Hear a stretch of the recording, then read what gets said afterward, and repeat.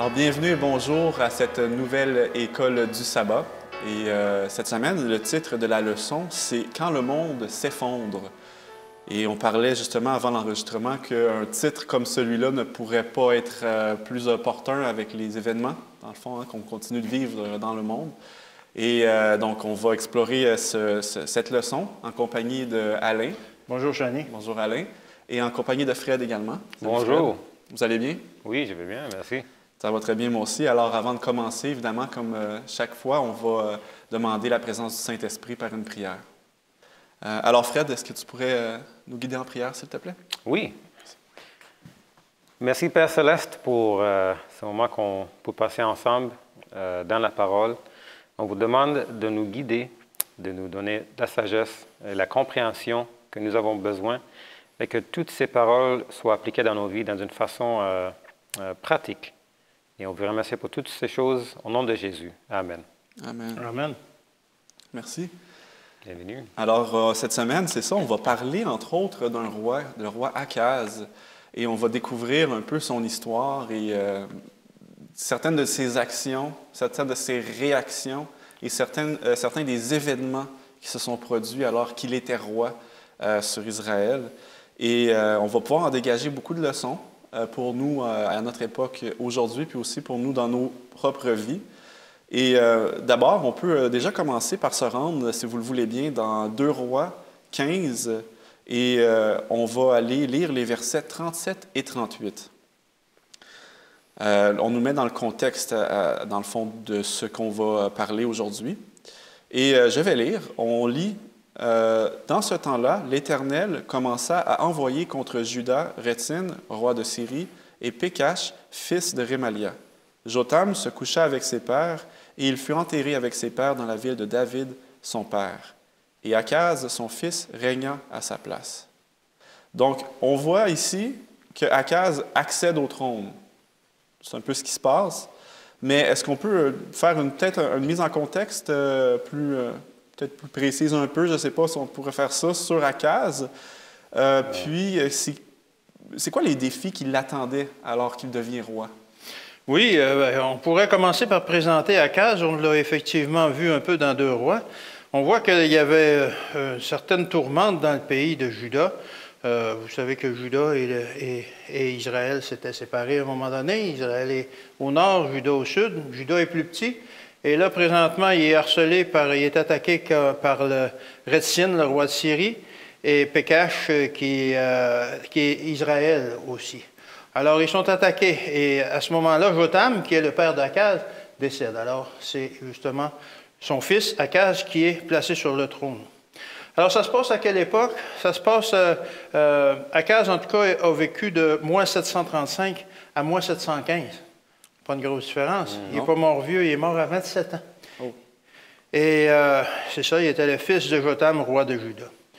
Et on peut voir aussi dans 2 Rois 16, versets 5 et 6, on a certaines précisions. C'est peut-être un peu compliqué, il y a beaucoup de noms, etc., qu'on a de la misère à prononcer parfois, mais bon.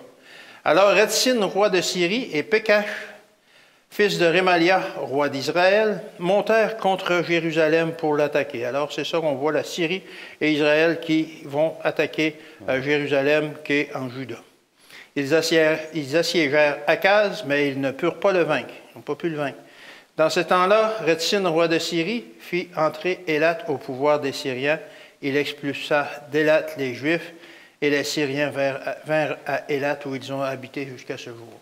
Alors, ça ne va pas bien là, dans le pays à ce moment-là. Non, c'est ça. On voit que la situation n'était pas... La situation politique, c'est pas terrible. Il y a des guerres avec les pays étrangers, les pays qui sont à côté d'eux autres, en haut d'eux autres, et ça ne va pas bien. Alors, Israël, il s'est associé à la Syrie. Israël qui est au nord, la Syrie qui est à l'ouest de Juda, pour justement attaquer Juda. Israël avait déjà attaqué Juda précédemment, mais cette fois, il s'associe à la Syrie pour vraiment dire, là, on va faire le ménage, on va vaincre Juda. Alors, Akaz, il prend donc le pouvoir dans une période très troublée. Il prend le pouvoir alors qu'il est jeune, peut-être inexpérimenté, Et son père est décédé. J'imagine qu'il y a des conseillers, mais c'est pas facile pour lui. Et en plus, dans le pays s'est détourné de Dieu. Alors, le pays, Juda n'a pas nécessairement les faveurs de Dieu. On va le voir un peu plus loin, là, à ce moment-là.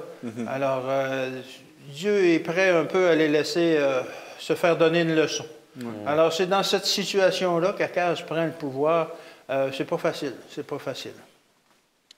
Il aurait pu espérer prendre le pouvoir dans des conditions beaucoup plus favorables. Oui. Et là, il fait face, dans le fond, à des défis. Il y a une crise qui se pointe. Première décision qu'il doit prendre, peut-être pas première, mais dans l'étude qu'on lit.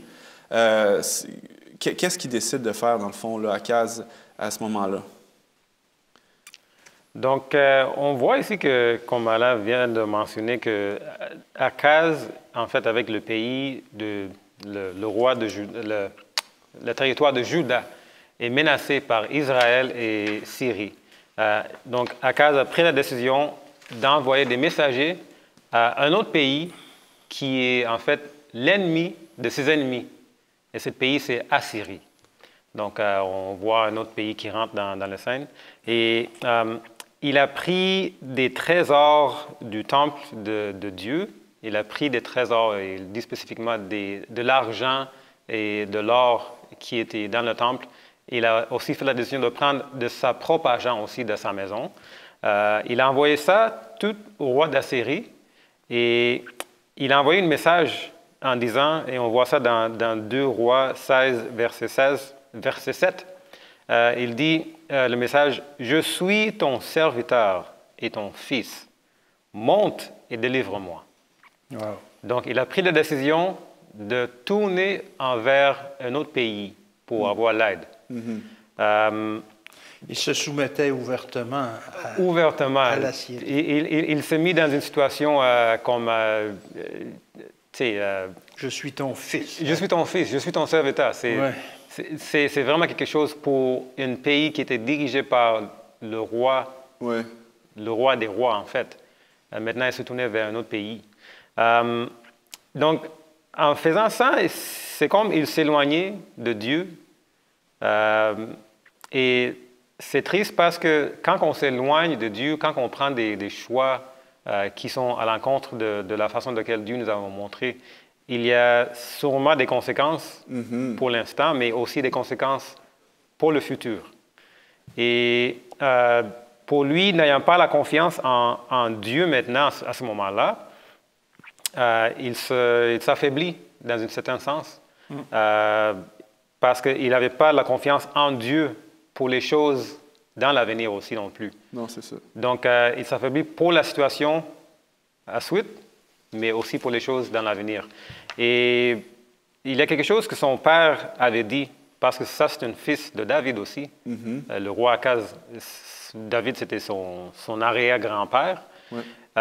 Son père avait dit quelque chose dans Psaume 118, verset 8, il a dit « Mieux vaut chercher un refuge en l'Éternel que de se confier à l'homme. » Et verset 9, ensuite, dit aussi la même chose, mais ça dit « dans les principaux », ça veut dire les grandes, les princes. Donc, ça va mieux pour nous quand on se met la confiance en Dieu, au lieu de se mettre la confiance dans les autres hommes qui peuvent nous aider dans des situations. Il y a un dicton qui dit il ne faut pas couvrir un mensonge avec un mensonge. Puis là, on retrouve Akaz, où Juda s'est déjà détourné de Dieu une fois. Puis là, vient un moment où il pourrait décider de se retourner vers Dieu pour le sortir de sa situation. Mais qu'au lieu de faire cela, il couvre, dans le fond, une faute avec une autre faute. Oui. En se disant, moi, je vais user d'une stratégie politico-militaire, je ne sais pas comment l'appeler. Oui. J'envoie ce qu'on pourrait appeler en bon français un pot de vin, en essayant d'attirer les bonnes grâces. Oui. Puis, je me fais petit, la queue entre les 2 jambes, pour espérer que l'ennemi de mon ennemi me défende. Oui. Or, c'est pas du tout ce que, comme tu viens de le mentionner, que David a écrit, qui aurait dû être ce qu'il aurait fait à ce moment-là. Oui, donc il a fait le choix de s'humilier devant un autre roi, un autre pays, au lieu de s'humilier devant son Dieu, qui était vraiment sa confiance. C'était la seule confiance qu'il pouvait avoir, mais c'est toujours un choix qu'on peut avoir dans la vie. Ça, il y a un mot pour ça, hein? On appelle ça des manigances. Oui, Hein? effectivement. Puis, si Il a essayé de manigancer. Il a essayé de manigancer, puis tu fais un beau rappel avec notre vie personnelle. Parfois, est-ce qu'on ne fait pas ça nous-mêmes? Mhm. Hein? On a des conflits à régler. Des fois, ça peut être des conflits dans l'Église.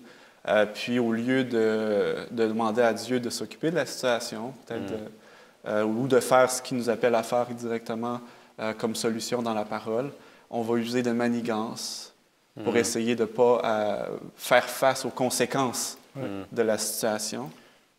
Faire des alliances dans l'Église, des alliances. pour pousser des choses. Ouais. Alors que c'est pas comme ça qu'il faut. Quelque chose à ajouter? Non. OK, dans le fond, c'est ça. Je vais poser une question à ce moment-ci parce que on voit que justement, à CAS, jusqu'à présent, on en parle, ça vole pas haut jusqu'à présent. Il y a des personnes qui, souvent, ils veulent marquer l'histoire. Tu sais, c'est ce qu'on veut. Il y a des rois, probablement même les grands conquérants, comme qu'on a connus, Napoléon et puis Alexandre le Grand, qui probablement avaient ce désir-là d'être... qu'on se rappelle d'eux. Hein? Mourir, c'était même pas quelque chose qui les effrayait, je pense, en autant qu'on se souvienne d'eux comme... On se souvient de leur nom. De leur nom. Des fois, on se souvient de certains noms pour les mauvaises raisons. Aussi, oui. Est-ce qu'on peut, dans le fond, explorer ça ensemble? Parce qu'il semblerait qu'Akaz, jusqu'à présent, ce ne soit vraiment pas un modèle à suivre. Qu'est-ce qui nous dit la parole sur le genre de roi qui était Akaz, si on peut élaborer encore? Puis qu'est-ce que ça nous envoie comme message aussi, là? Je pense qu'Akaz était un de ceux, justement, dont on se souvient le nom, mais qui n'était pas un modèle à suivre. Il n'était pas un exemple. On ne s'en souvient pas nécessairement pour les bonnes raisons. On voit dans 2 Rois 16 au verset 2 à 4, ça nous décrit un peu son règne. 2 Rois 16, 2 à 4, je le lis. Akaz avait 20 ans lorsqu'il devint roi. Il régna 16 ans à Jérusalem. Donc, il a été, comme il est mort à 27 ans, vers 11 ans, il était roi. Alors, bon. Puis, juste mentionner, c'est intéressant, Osias, qu'on a parlé dans une autre étude, lui avait eu un règne très, très long. Oui. Là, ce n'est pas le cas pour Akaz. Ah, c'est pas le cas. C'est pas le cas. Et on va voir un peu plus loin pour quelles raisons. Parce que, justement, ça n'allait pas bien dans son royaume. Ça continue en disant « Il ne fit point ce qui est droit aux yeux de l'Éternel, son Dieu, comme avait fait David son père. Il marcha dans la voie des rois d'Israël, et même il fit passer son fils par le feu, suivant les abominations des nations que l'Éternel avait chassées devant les enfants d'Israël. Il offrait des sacrifices et des parfums dans les hauts lieux, sur les collines et sous tout arbre vert. » Alors, moi, quand je lis ces versets-là, c'est ce qui me frappe le plus, c'est qu'il fit même passer son fils par le feu. Il offrait des sacrifices humains et même son propre fils qu'il a offert par le feu. Alors, ça ne va pas très bien là, pour, qu'on pourrait dire, un chrétien ou en tout cas un hébreu à ce moment-là, qui est le peuple de Dieu, qui va à la déchéance jusqu'à faire des sacrifices humains. Comment obtenir la faveur de Dieu à ce moment-là? C'est impossible. Alors, on voit le caractère du bonhomme, on voit le caractère d'Akaz qui était prêt à faire n'importe quoi, justement, pour avoir la faveur des dieux étrangers. Et il a fait aussi pire que ce que les peuples avaient fait avant que Dieu donne la nation, donne le pays, la Canaan, aux Hébreux. Oui. Et Dieu voulait exterminer tous ces gens-là. Et on retrouve quelques centaines d'années plus tard des Israélites, des Hébreux qui font la même chose. Donc, c'est terrible comment on peut voir la déchéance. Et le verset suivant, au verset 3, c'est aussi intéressant. Il brûla des parfums dans la vallée des fils de Hinnom et fit passer ses fils par le feu, suivant, justement, comme on l'a dit, les abominations des nations que l'Éternel avait chassées devant les enfants d'Israël. Alors, Juda était devenu aussi corrompu que l'étaient les nations qui occupaient le pays avant eux. On peut penser que c'était juste le fait du roi, mais ce n'était pas juste le fait du roi, c'était la nation qui était devenue corrompue comme ça, puisque le roi le faisait. Souvent, on est un exemple, et il avait dû apprendre ça de sa jeunesse, lorsqu'il il est venu au pouvoir, il a vu que ces choses-là se faisaient, et il a cru à ça, il a pensé qu'il pouvait obtenir des faveurs de ces dieux-là en faisant la même chose. Alors, lors de notre conversion, nous avons accepté de suivre Dieu. Et au fil des années, est-ce que nous, quand on a accepté Dieu, on est devenu, on va dire, avec beaucoup de principes. On voulait respecter la loi de Dieu, on comprenait bien le salut, etc., etc. Mais nous, est-ce qu'on a suivi un peu le même chemin qu'Akaz? Est-ce que, tout doucement, on s'est mis à délaisser quelques causes? On peut parler du sabbat, à moins bien le respecter, etc., ou à arrondir les coins de la loi, comme on pourrait dire, puis faire des choses qui sont, qu'on pourrait dire, borderline, pour utiliser une expression anglaise. Puis c'est une pente glissante parce que tranquillement, pas vite, ça peut devenir des choses qui sont complètement à l'encontre. Exactement, parce que c'est ça, lorsque l'on laisse entrer une petite chose, cette chose risque de devenir grosse et d'en entraîner d'autres. C'est ce qui est arrivé au peuple hébreu. Et là, on voit même que le roi, là, il était complètement détourné de Dieu. Il avait plus confiance, premièrement, comme Fred nous l'a dit, à la Syrie, au roi d'Assyrie, qui était prêt à s'en faire le serviteur d'un homme pour « viens me délivrer ». On va voir un peu plus tard que ça n'a pas été chanceux parce qu'ils se sont retournés aussi contre eux. Mais nous, est-ce que tout doucement, on retourne vers les anciennes choses de notre vie ou on continue à grandir dans la connaissance et dans la connaissance intime de notre Dieu et continue à le servir, etc. Ces choses-là que l'on voit de ces histoires-là, c'est des leçons importantes pour nous. Justement, de rester ferme dans la foi et faire complètement confiance en Dieu. On va le voir aussi un peu plus loin, jusqu'où on doit faire confiance en Dieu et comment on doit faire confiance en Dieu. C'est extraordinaire la façon dont on peut faire confiance en Dieu et qu'on doit faire confiance en Dieu. Et je n'ai pas été chanceux pour Akaz parce que on le voit un peu plus loin. Et la Syrie les a attaqués eux aussi, après les avoir délivrés de leur ennemi. Ils ont délivré de leur ennemi, mais ils ont attaqué aussi. Alors, parfois, Dieu permet des choses comme ça pour que nous, on puisse reprendre conscience que là, ça ne va pas dans notre vie. Là. Il y a quelque chose qui ne va pas. Parfois, il y a des choses qui vont mal et on se demande pourquoi, alors qu'on devrait être béni de Dieu. Et on a perdu le bonheur d'être la sérénité. On s'inquiète et tout ça, et devant les malheurs qui nous arrivent, alors qu'on devrait rester ferme et dire Dieu est en contrôle. Oui, c'est ça. C'est là qu'on commence à envisager d'autres choses qu'on n'aurait pas envisagées dans les moments de trouble. Exactement. S'associer à la Syrie ou à d'autres dieux. Mais Dieu permet ces épreuves-là pour qu'on se rapproche de lui. Pour qu'on prenne conscience que, quand tu étais avec moi, là, ça allait bien. Pourquoi tu ne reviens pas? Proverbe 3, verset 11, c'est un passage intéressant. Ça dit ceci. « Mon fils, ne méprise pas la correction de l'Éternel et ne t'effraie point de ses châtiments. » Ce n'est pas à cause que Dieu permet parfois que ça va mal dans notre vie qu'il est en train de nous punir. Non, il est en train de nous montrer qu'on s'éloigne là. Et la force, on est en train de la perdre. Pas notre force, mais la force que l'on peut avoir en Dieu.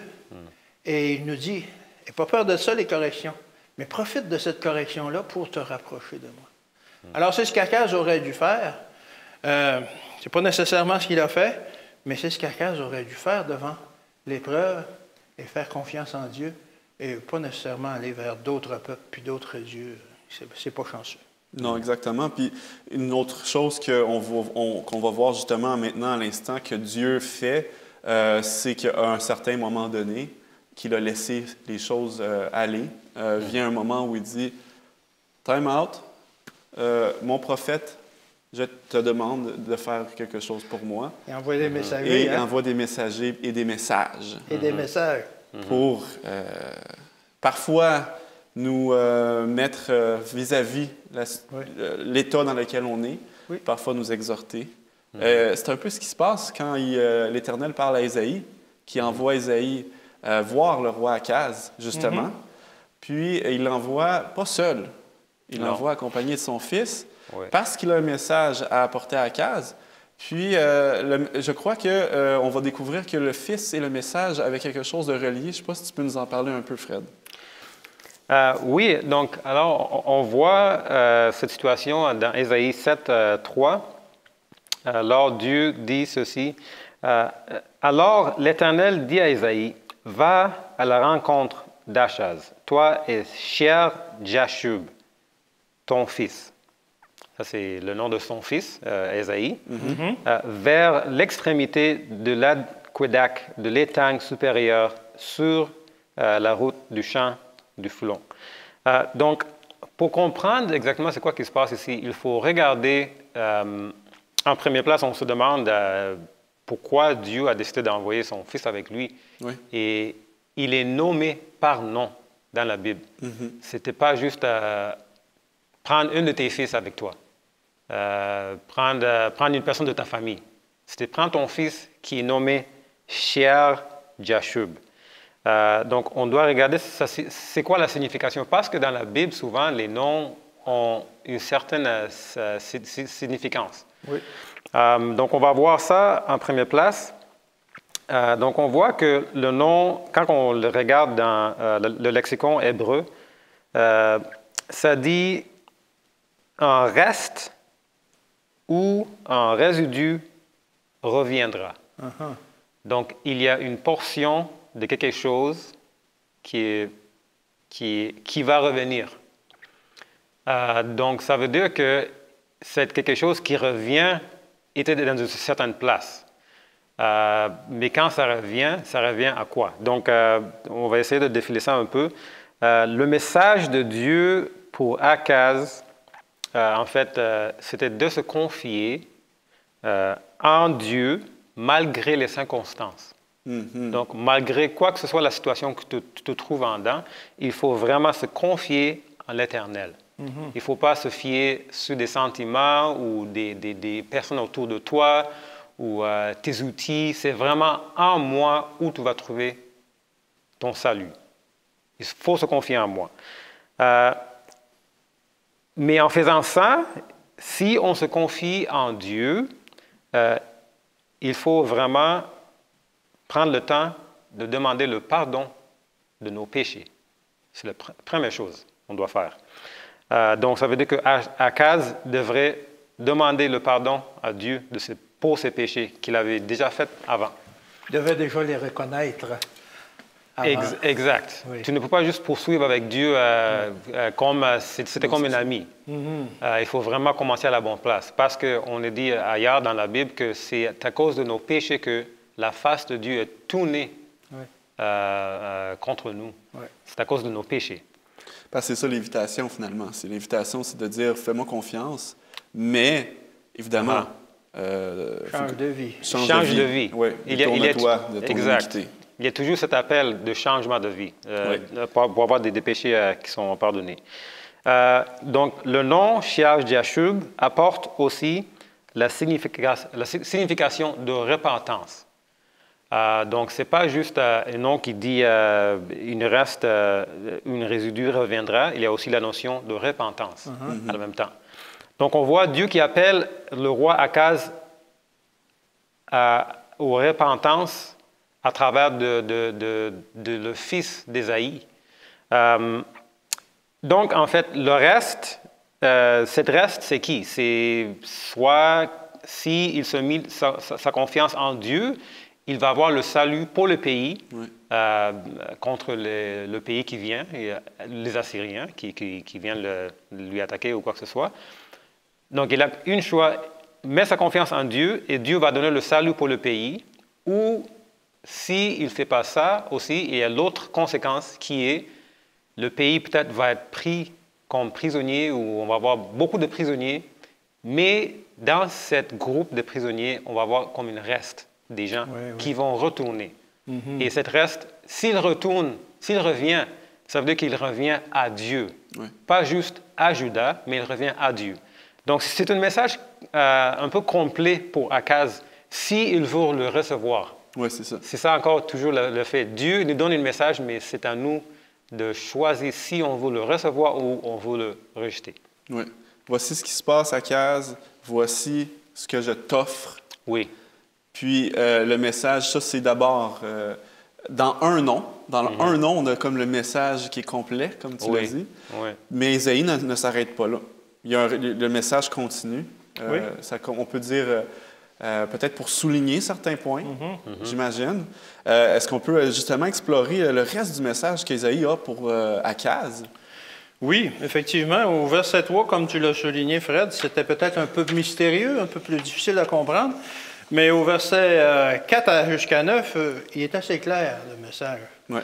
Ça dit ceci. C'est Isaïe qui parle, justement, au roi Akaz. Et dis-lui, sois tranquille, ne crains rien. Pourtant, ils sont en guerre, ils sont assaillis. Mais il dit, sois tranquille, ne crains rien. Et que ton cœur ne s'alarme point. Arrête de te casser la tête. C'est un drôle de message, peut-être.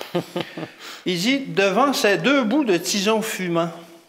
Et il décrit c'est qui les tisons fumants devant la colère de Rétzin et de la Syrie et du fils de Rémalia. De ce que la Syrie médite du mal contre toi, de ce qu'Éphraïm et le fils de Rémalia disent, montons contre Juda, assiégeons la ville et battons-la en brèche. Alors, on voit là qu'il y a une coalition là, de pays extérieurs à Juda qui dit on va aller exterminer Juda. Montons contre Juda, assiégeons la ville et battons-la en brèche. Et proclamons-y pour roi le fils de Tabéel, car Damas est la tête de la Syrie et Rétzin est la tête de Damas. Et là, une prophétie intéressante encore. Encore 65 ans, Éphraïm ne sera plus un peuple. La Samarie est à la tête d'Éphraïm et le fils de Rémalia est à la tête de la Samarie. Vous ne croyez pas, si vous ne croyez pas, vous ne subsisterez pas. Alors, quel est vraiment le message? Sois tranquille, ne crains rien. Calme-toi les nerfs, c'est pas si dangereux que ça. Tu n'es pas dans une situation inextricable. Fais-moi confiance. Et il compare Dieu voit pas du même œil que nous, nos ennemis. Il les compare à deux tisons fumants. Vous l'avez déjà vu dans un feu, si vous sortez deux tisons d'un feu, ouais, ça va faire un peu de fumée. Mais qu'est-ce que ça finit par faire? Ça s'éteint, tout simplement. Ils vont rougeoyer un bout de temps. Le soir, des fois, on va faire un feu à l'extérieur, ils vont rougeoyer un peu. Et finalement, ils s'éteignent. Au matin, il n'y a plus rien, ils sont froids, ils sont morts. Alors, c'est la comparaison que Dieu fait de ces peuples-là. Que c'est pas grave, ils vont s'éteindre. Et à la fin, au verset 9, ils disent encore 65 ans. Et Éphraïm ne sera plus un peuple. Ça veut dire, ça ne durera pas longtemps, ça. Leur force qu'ils ont présentement, non, ça ne durera pas. Dieu est en contrôle de tout. Dieu voit la fin avant le commencement. Donc, fais-moi donc confiance, et puis tout va s'arranger. Si tu es avec moi, si je suis avec toi, on va pouvoir régler cette situation-là sans trop de problèmes. Dieu est en contrôle de tout. Alors, quels sont les éléments clés dans ce message? Qu'est-ce que la foi d'Akaz a à voir avec le dénouement à venir? Il aurait seulement dû croire en ce que Ésaïe lui annonçait de la part de Dieu. C'est pas grave. Sois tranquille. Ne crains rien. Que ton cœur ne s'alarme point. J'ai tout ça en main, moi. Je vais contrôler ça. Dieu dit, je vais prendre le contrôle. Et dans 65 ans, ces pays-là n'existeront même plus. Alors... Tu as dit un mot important en plus, tu as dit qu'il fallait qu'il croie. Il fallait qu'il croie, par exemple. Il fallait qu'il croie. Et on va voir un peu plus tard qu'il n'a pas nécessairement cru. Il a continué avec ses alliances, etc., etc. Alors Dieu lui demande d'avoir la foi. Si vous le croyez pas, vous ne subsisterez pas. C'est ça qu'il a dit. Si vous ne croyez pas à ce que je vous annonce, tant pis pour vous, vous ne subsisterez pas. Et au verset 13, Ésaïe dit alors, « Écoutez donc, maison de David, est-ce trop peu pour vous de lasser la patience des hommes? que vous lassiez encore celle de mon Dieu. Alors là, il leur met un ultimatum. Là, vous faites tout ce que vous voulez avec les hommes, des alliances qui ne plaisent pas à certains. Vous lassez la patience des hommes, mais il fait un avertissement encore plus sérieux. Vous êtes en train de lasser la patience de Dieu. À un moment donné, Dieu n'aura plus de patience pour vous. Là. Ouais. La patience, ça s'use, ça. Ouais. On le sait, des fois, on a nos enfants et ça va bien, mais plus que la journée avance, parfois on a moins de patience. Oui. C'est un peu pareil pour Dieu, parce que Dieu fait des appels, puis il fait des reproches, il fait des appels pour qu'on revienne à lui, etc. Il est en la colère, mais à un moment donné, le coup près va Il est lent tomber. à la colère. Ça ne veut pas dire qu'il ne peut pas se mettre en colère. On espère qu'il ne se mettra pas en colère contre nous, parce qu'on aime mieux avoir Dieu de notre côté que contre nous. Mais effectivement, et lorsqu'il est, il est en colère ou qu'on s'est trop détourné de lui, qu'on n'a pas écouté son appel, bien, il laisse les choses aller. Tu veux t'allier avec la Syrie pour vaincre la Syrie et Israël? Bien, tu en subiras les conséquences. Te laisse aller. Tu veux faire tes expériences tout seul? Parfois, on dit ça à nos enfants. Ben, vas-y. C'est intéressant parce que Dieu donne toutes les raisons à Akaz de faire le bon choix. Oui. Regarde, ça ne durera pas toujours. Ça ne durera pas toujours. Inquiète-toi pas, moi je vois l'avenir, comme tu l'as dit, puis je sais ce qui s'en vient. Ces pays-là n'existeront même plus. Exactement. Et puis crois que ton cœur ne s'alarme pas et tout ça. Mais ultimement, c'est toi qui décides. Là. Ah, c'est ça. Tu sais? Puis je pense que tu le dis bien. Puis je trouve qu'il y a quelque chose qui est très intéressant qu'on peut lire parce que le message qui est donné de la part de Dieu à Akaz, Jésus nous le donne À nous aussi. à nous dans Jean 14 au verset 1. Puis c'est les mêmes mots qui sont utilisés. Parce qu'on voit, il nous dit ici, on va continuer dans ce qu'on vient de lire dans Ésaïe, il dit « Sois tranquille, ne crains rien et que ton cœur ne s'alarme pas. Ouais. Et ensuite, à la fin, on nous dit « Si vous ne croyez pas, vous ne subsisterez pas. » Et si on va lire dans Jean 14, le verset 1, « Que votre cœur ne se trouble point. Oui. Croyez en Dieu et croyez en moi. » Oui. Les mêmes éléments, Les mêmes éléments. Dieu nous demande à nous de faire pareil. N'ayez pas peur, ne vous en faites pas, que votre cœur ne se trouble point. Oui. Est-ce que ça nous arrive de ne pas avoir le cœur troublé du tout? Malheureusement, peut-être que non, hein, mais Dieu nous appelle à ça. Il nous appelle à ça. Il nous appelle à ça. Inquiète-toi pas. L'inquiétude, ça peut enlever des années de notre vie. Dieu veut qu'on vive longtemps puis heureux. Ne t'inquiète pas, je suis en contrôle. Aie la foi. À la foi. Amen. Puis, on ne sait pas ce que les gens vivent dans leur vie en ce moment, à part ce qu'on vit tous en commun au niveau mondialement en ce moment, mais des fois, on a des choses que Dieu nous parle directement. Là, tu as des choix à faire. Là, tu as des défis. Tu as des situations difficiles, mais voici ce que tu dois faire, toujours la même chose. Tu as des choses à changer dans ta vie, peut-être? Des choses à changer dans ta vie, peut-être. Oui. C'est intéressant parce que là, Dieu va encore plus loin. On va lire ça, je pense, avec Fred. Tiens, le verset 11, Ésaïe 7 et au verset 11. Est-ce qu'on peut aller le lire? Oui, Ésaïe 7, verset 11 dit « Demande en ta faveur un signe à l'Éternel, ton Dieu. Demande-le, soit dans les lieux bas, soit dans les lieux élevés. » Alors Dieu, dans le fond, dit à Akaz, demande un signe. Oui. Qui c'est qui lui dit? Tu ne crois pas? Demande un signe. Oui. Je te permets. Oui.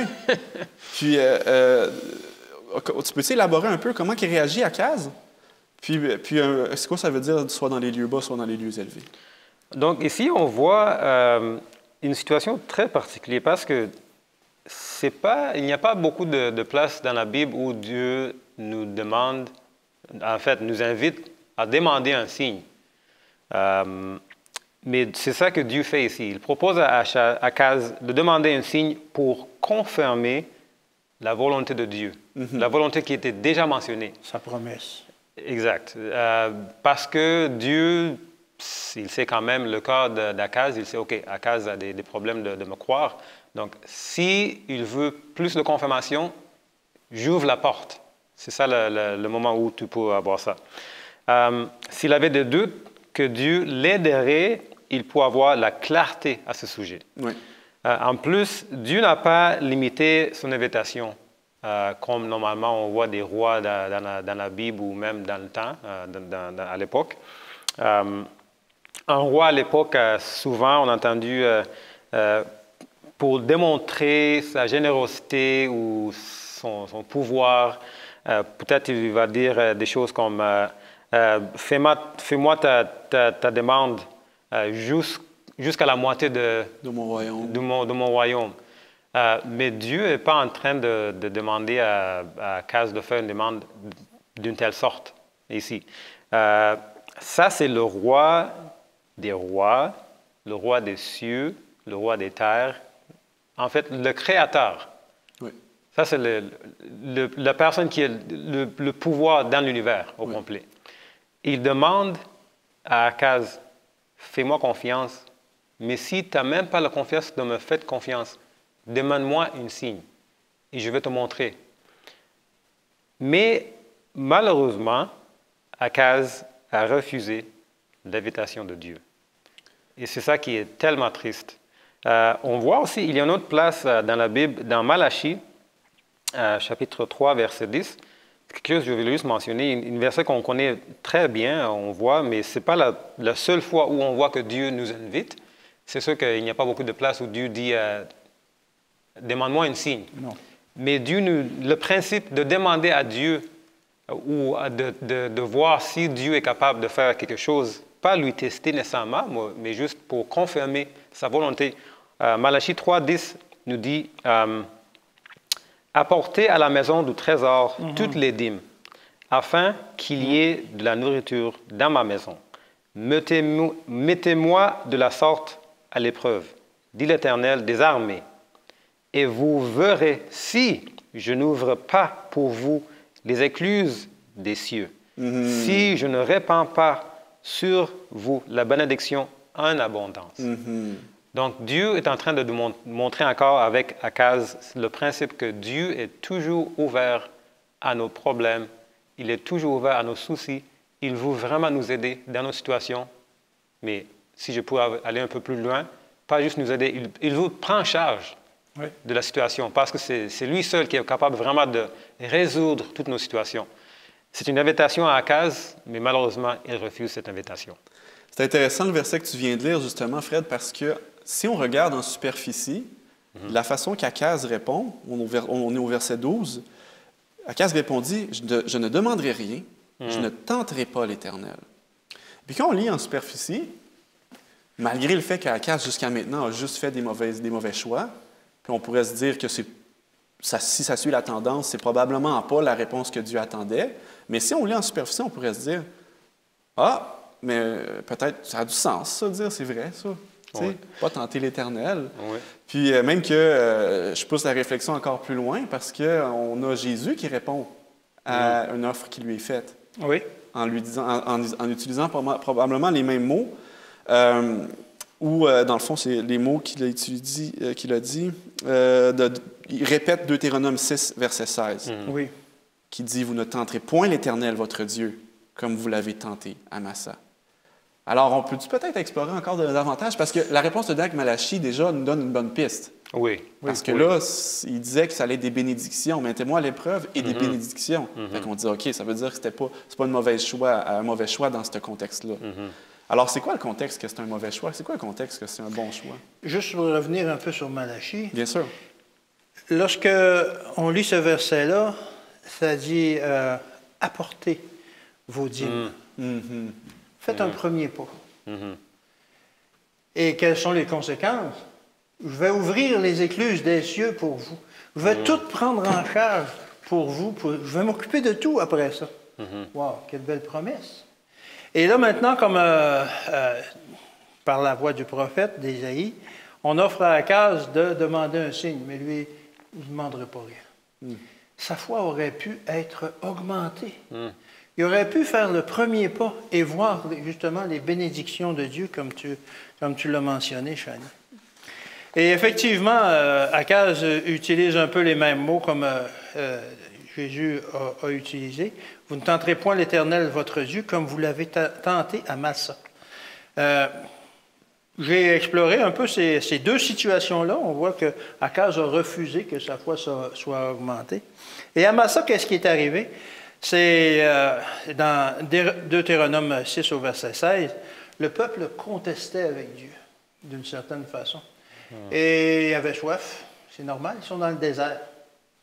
Mais plutôt que faire confiance en Dieu, qui leur fournissait tout depuis le début dans leur voyage, ils se sont mis et ont pris Moïse à partie, puis Moïse, pourquoi tu nous as emmenés dans le désert pour y mourir? On va mourir de soif, tu aurais dû nous laisser en Égypte, etc., etc. Le peuple contestait avec Dieu. C'est sûr qu'il faisait des reproches à Moïse, mais c'était à Dieu directement aussi que ça s'adressait. Pourquoi tu nous as emmenés dans le désert pour nous faire mourir de soif? Par contre, dans le cas d'Akaz, Dieu lui offrait justement d'avoir un signe. Ta foi est faible. Je sais que tu as des problèmes. Tu es tourné vers d'autres dieux, puis tout ça. Tu ne sais pas vers qui te tourner. Tu es rendu à te tourner vers l'Assyrie pour protéger ton pays. Viens vers moi. Tu ne me crois pas, gars, les belles promesses que je te fais? Je te le dis, ce qui va arriver. Tu ne me crois pas? Demande-moi un signe. N'importe quel signe. Que ce soit en haut, que ce soit en bas, demande-moi n'importe quel signe. Je ne sais pas, il aurait pu demander, j'ai pas d'idée, il aurait pu demander qu'il neige sur Juda. Ça aurait été tout qu'un signe, peu importe. Il aurait pu demander ça. Et ça se serait produit parce que Dieu est fidèle dans ses promesses et il l'aurait réalisé. Demande-moi n'importe quoi comme signe. Mais Akaz, il n'a pas voulu. Ésaïe 43, verset 26. Ésaïe 43, verset 26 nous fait une recommandation. Dieu est un Dieu avec qui on peut discuter. Dieu est un Dieu que, si on a des problèmes, justement, des problèmes de foi, comme Akaz avait à ce moment-là, on peut lui demander de faire quelque chose pour nous. À Ésaïe 43, verset 26, ça dit ceci. « Réveille ma mémoire, réveille ma mémoire.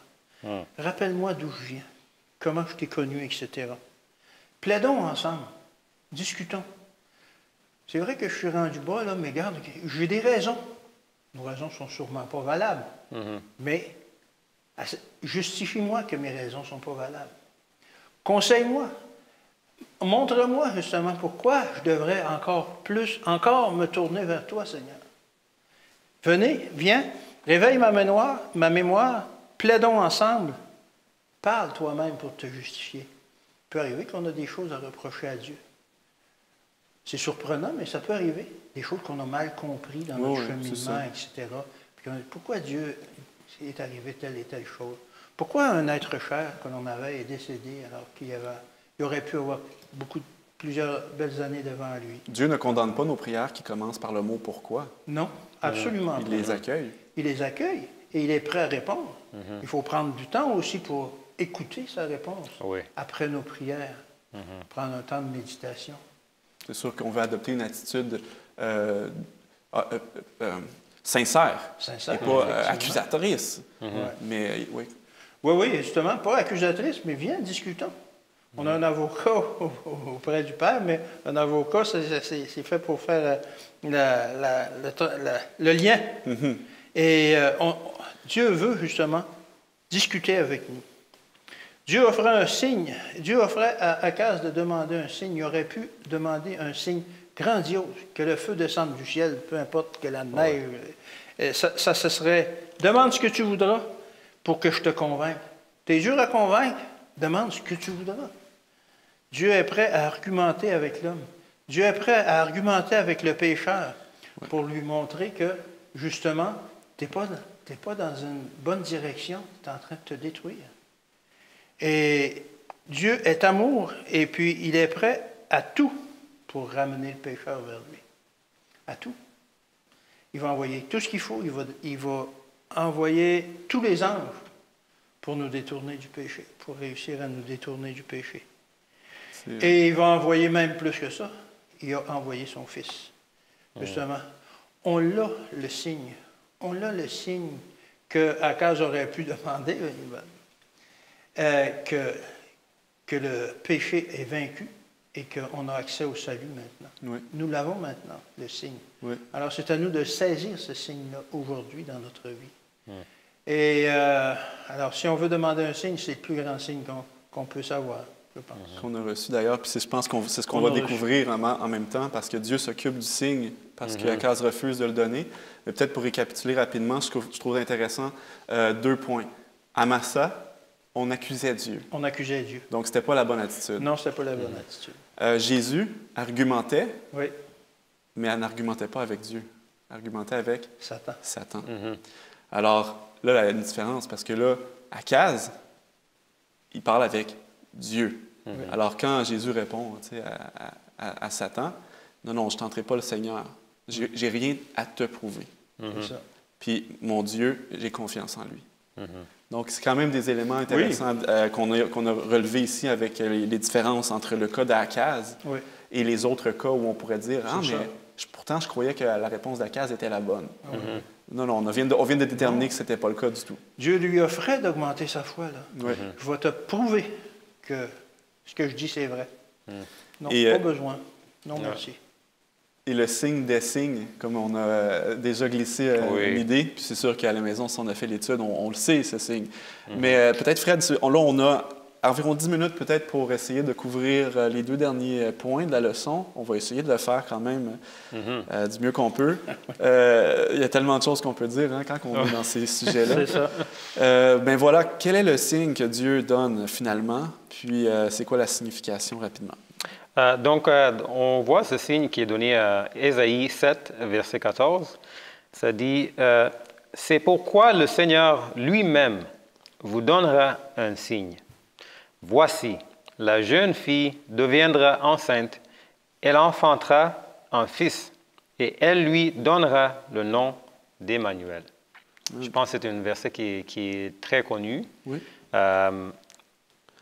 Mais en prenant les devants, Dieu a donné une sorte de réprimande à Akaz, si je peux le voir comme ça, parce qu'il a demandé, il a dit à Akaz, demande-moi un signe. Il a dit non, je ne demande pas. Donc Dieu a dit, c'est correct, je vais prendre la situation dans mes mains, mais en donnant un signe, c'est comme une sorte de réprimande.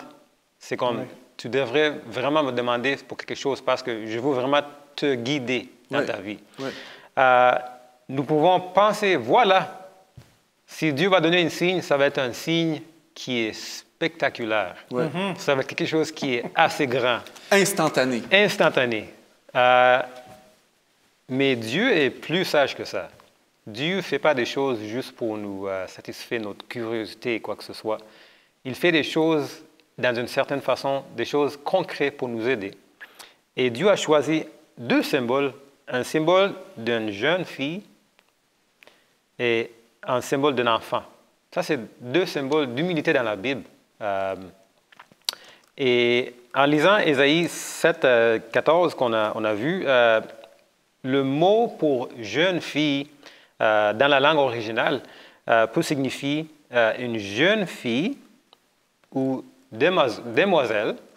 Ça signifie aussi une jeune fille célibataire, c'est ça, une demoiselle, ou aussi une vierge. Okay. Donc, nous avons ces 3 éléments dans le mot jeune fille, dans la langue originale. Les étudiants de la Bible ne sont pas nécessairement tous d'accord avec la signification de cette signe, si c'était accompli dans le temps d'Akaz ou non. C'est un débat. Ils se demandent si c'était la femme d'Ésaïe qui était cette jeune fille, mais on n'a aucun sens que Ésaïe a eu un fils qui s'appelait Emmanuel.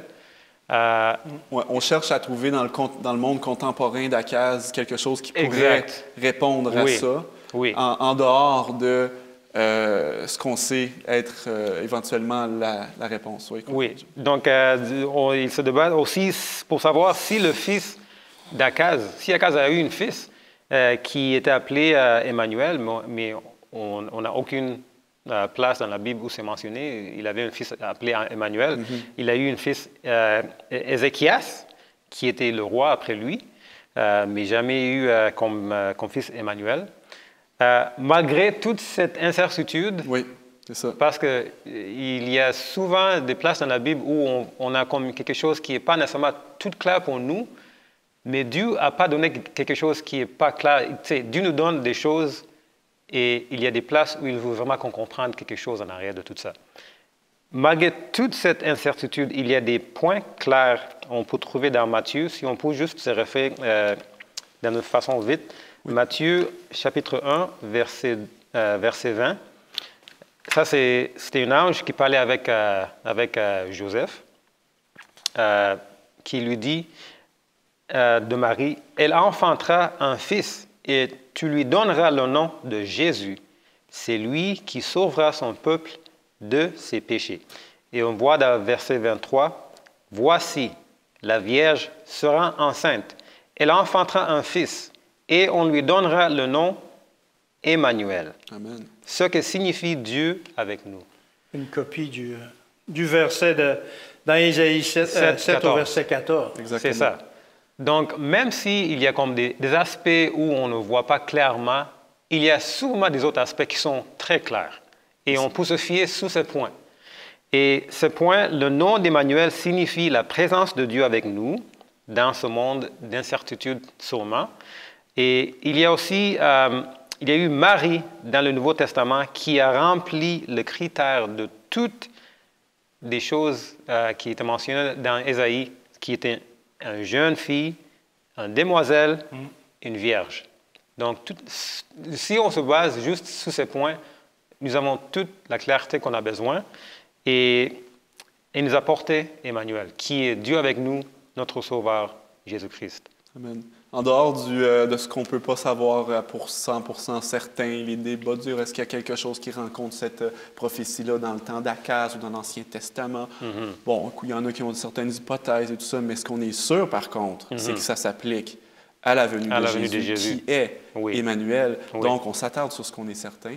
Oui. Puis, je pense que, comme tu le dis, Dieu donne un signe que seul Dieu peut donner parce que Dieu est en dehors du temps. Oh, c'est Dieu voit tout ce qui s'en vient. Et il lui répète, je pense, en quelque sorte, la promesse faite à Adam et Ève en Genèse 3, verset 15. Exactement. Puis je vais le lire rapidement. Quand il nous dit, il leur dit dans Genèse 3, verset 15, « Je mettrai inimitié entre toi et la femme, entre ta postérité et sa postérité. Celle-ci t'écrasera la tête et tu lui blesseras le talon. » Ils avaient compris à ce moment-là qu'il allait y avoir un sauveur. Et on peut lire dans l'esprit de prophétie que quand Ève a eu son premier fils, elle se disait, c'est peut-être le sauveur. Oui. L'histoire, on comprend maintenant, qu'eux ne pouvaient pas comprendre à l'époque, que le sauveur allait venir beaucoup plus tard. Alors, je pense qu'il y a peut-être quelque chose là également. C'est tout à fait normal pour Akaz et pour les contemporains de tout le temps regarder les naissances. Est-ce que c'est celui-là, Emmanuel? Est-ce que c'est lui? Est-ce que, parce qu'on veut être libéré le plus rapidement possible. Mais ultimement, une chose est sûre, c'est que Jésus rencontre tous ces critères-là et sa mère Marie. Rapidement, messieurs, on a... puis dans le fond, c'est une invitation à la patience. Si nous, on a le mauvais... je ne veux pas dire le mauvais, mais des fois, on a le réflexe de demander des signes. Des fois, c'est pas toujours une bonne idée. Parfois, ça peut être correct. Effectivement. Et un mot rapide peut-être sur ça, et ensuite on va conclure. La façon de demander des signes, c'est de ne pas être présomptueux et de dire « Ah, Seigneur, tu me dois un signe, il faut que tu me donnes un signe. » Premièrement, lorsque l'on veut un signe, qu'on va dire,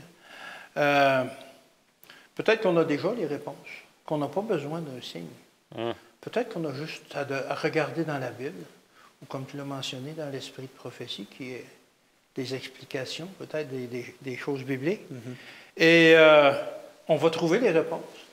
Alors, pourquoi demander un signe? Comme tu as lu un verset tout à l'heure concernant la dîme, apportez. Oui. Et vous verrez. Alors, c'est ça, le signe que l'on veut. Il faut commencer par apporter et après ça, vous verrez, vous allez voir le signe. Il va ouvrir les écluses des cieux pour vous.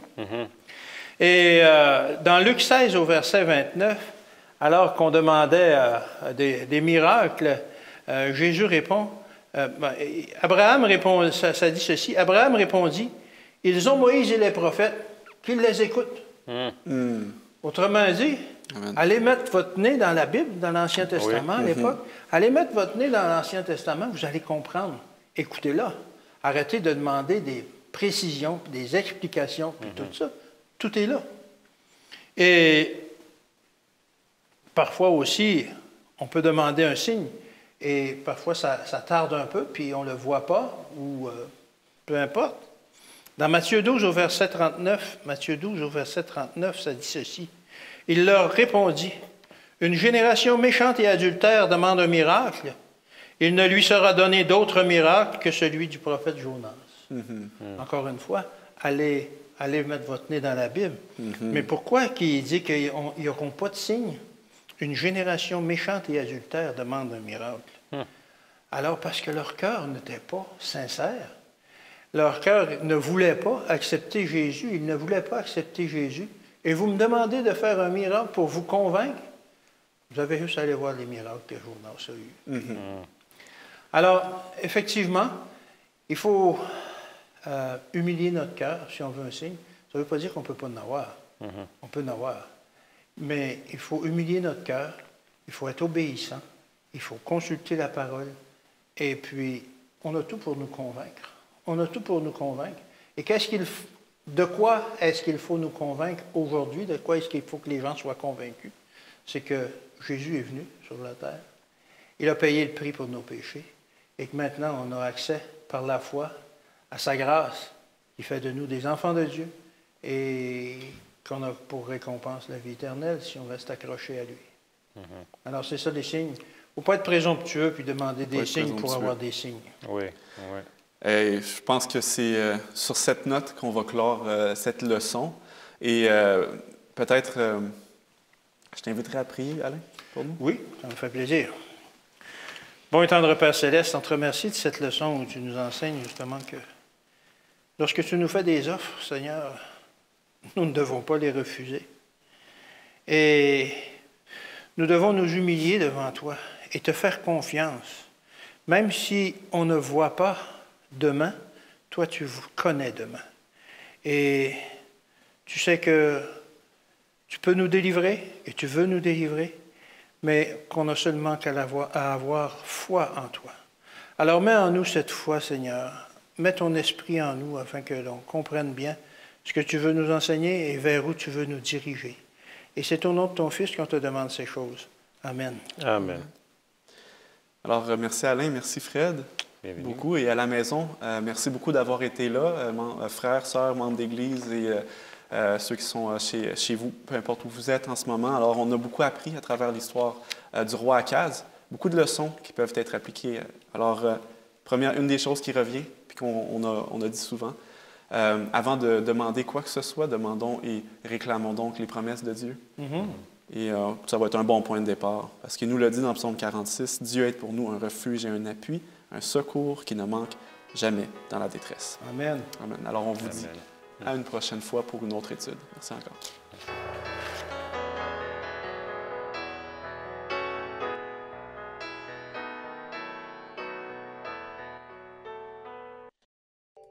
Ces chiens et leurs maîtres sont ravis que les bénévoles du programme Un an en mission fassent partie de leur communauté. Ces jeunes volontaires sont venus à Quito, la capitale de l'Équateur, pour partager l'amour de Jésus et étonnamment, cela inclut les soins apportés aux chiens. L'histoire a commencé lorsqu'un couple de pionniers de Mission Globale, Christian et Maribel, s'est installé dans cet endroit et a constaté qu'aucun adventiste n'y vivait. Nous voulions toucher un groupe de professionnels qui, pour diverses raisons, ne vivaient rien dans le domaine spirituel. Dans ce quartier aisé, les gens semblent avoir tout ce dont ils ont besoin, comme de belles voitures ou de belles maisons. Dans cet endroit, le problème est que les gens n'ouvrent pas leur cœur facilement. Alors, tout d'abord, nous voulions qu'ils ouvrent les portes de leur maison. Christian et Maribel ont commencé par s'efforcer de savoir ce dont les gens avaient vraiment besoin. Comme il s'agissait d'une grande communauté, ils ont recruté une équipe de bénévoles du programme Un an en mission pour les aider. Voici ce que l'équipe a découvert. Les membres de la communauté avaient vraiment besoin d'aide pour prendre soin de leurs animaux de compagnie. Un certain nombre de personnes souhaitaient que leurs chiens soient promenés Et l'équipe d'Un an en mission a apporté son aide dans ce domaine. Les bénévoles se sont rendus utiles en promenant les chiens, en s'occupant d'eux, et ils ont même organisé un salon de la santé pour les animaux de compagnie. En s'occupant des chiens, l'équipe a appris à connaître leurs propriétaires. Notre objectif est d'établir des liens avec les gens en se faisant des amis, en leur rendant visite et en allant au parc avec eux. Grâce à ces nouvelles amitiés, les membres du quartier ont commencé à accepter de suivre des études bibliques lorsqu'ils planifiaient des promenades pour leurs chiens. Au fil du temps, plusieurs personnes ont donné leur cœur à Jésus. Je me sens heureuse quand les gens acceptent Jésus. Il est gratifiant de savoir qu'ils apprennent à connaître un Dieu d'amour qui est source d'espérance et qu'ils l'acceptent dans leur vie. Aujourd'hui, grâce à cette activité consistant à promener les chiens et aux nouvelles relations qui se sont établies, une nouvelle église se réunit chaque sabbat et continue de grandir. Merci de prier pour ce groupe qui partage l'amour de Jésus dans cette grande ville. Priez pour les pionniers de la mission mondiale, comme Christian et Marie-Belle, ainsi que pour l'équipe Un an en mission. Dieu les utilise pour transformer des vies ici en Équateur.